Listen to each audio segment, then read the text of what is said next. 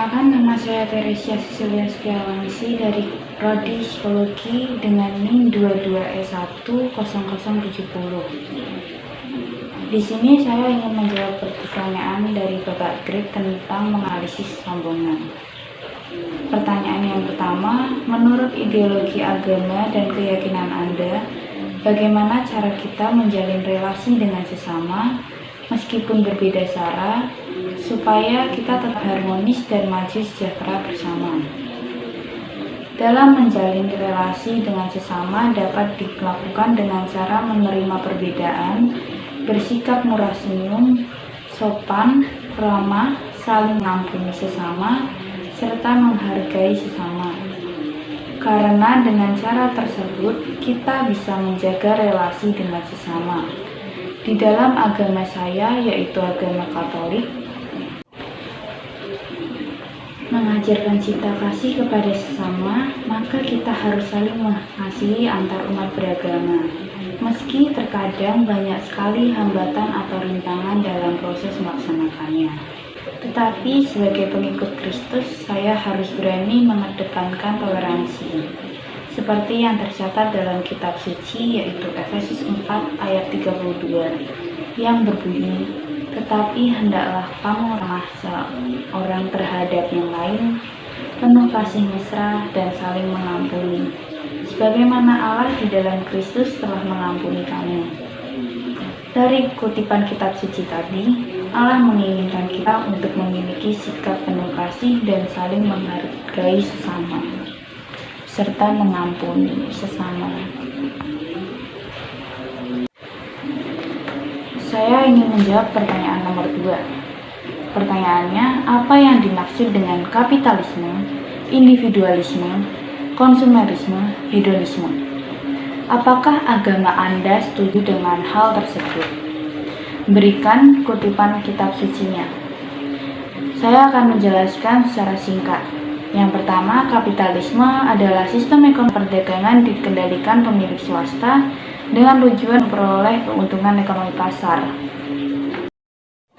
Dalam kutipan kitab suci, Matius 6 ayat 19-20 yang berbunyi, "Janganlah kamu mengumpulkan harta di bumi. Di bumi nengat dan karat merusakkannya, dan pencuri membongkar serta mencurinya. Tetapi kumpulkanlah bagimu harta di surga. Di surga, nengat dan karat tidak merusakkannya, dan pencuri tidak membongkarnya serta mencurinya." Yang kedua, saya ingin menjelaskan tentang individualisme. Individualisme merupakan suatu filsafat yang memiliki pandangan moral, politik, atau sosial yang menekankan kemerdekaan manusia serta kebebasan sendiri.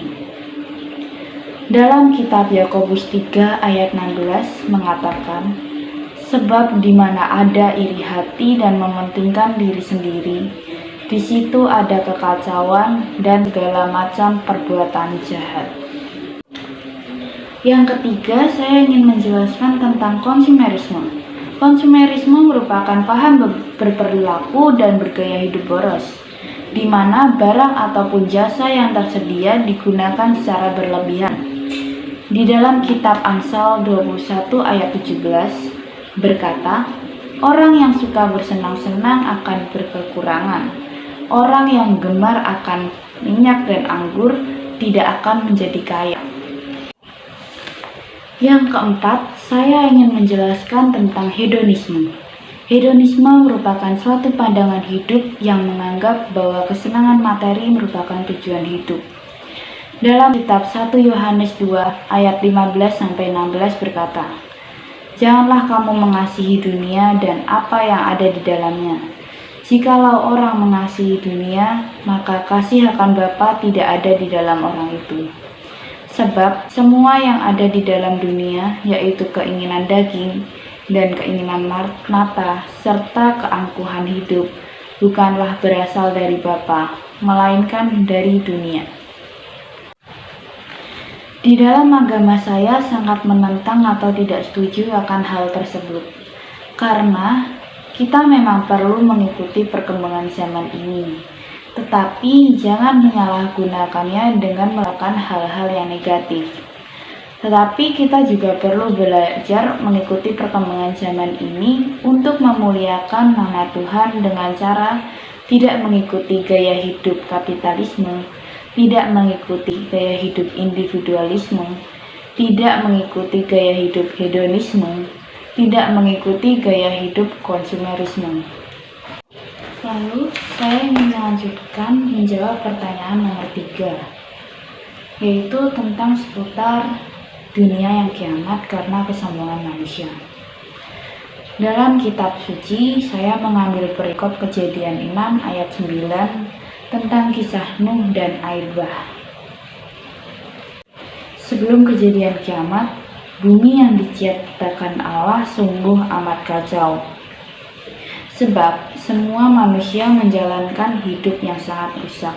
Di bumi, kejahatan manusia besar dan segala kecenderungan hatinya selalu membuahkan kejahatan. Melihat hal itu, Allah sungguh menyesal karena Ia telah menciptakan manusia di bumi, dan hal itu membuat Allah sangat sakit hati.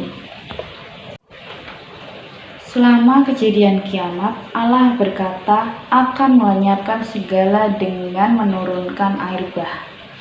Setelah kejadian kiamat, Allah memberikan kehidupan baru dan membiarkan semua makhluk hidup dengan tenang, damai, dan sejahtera.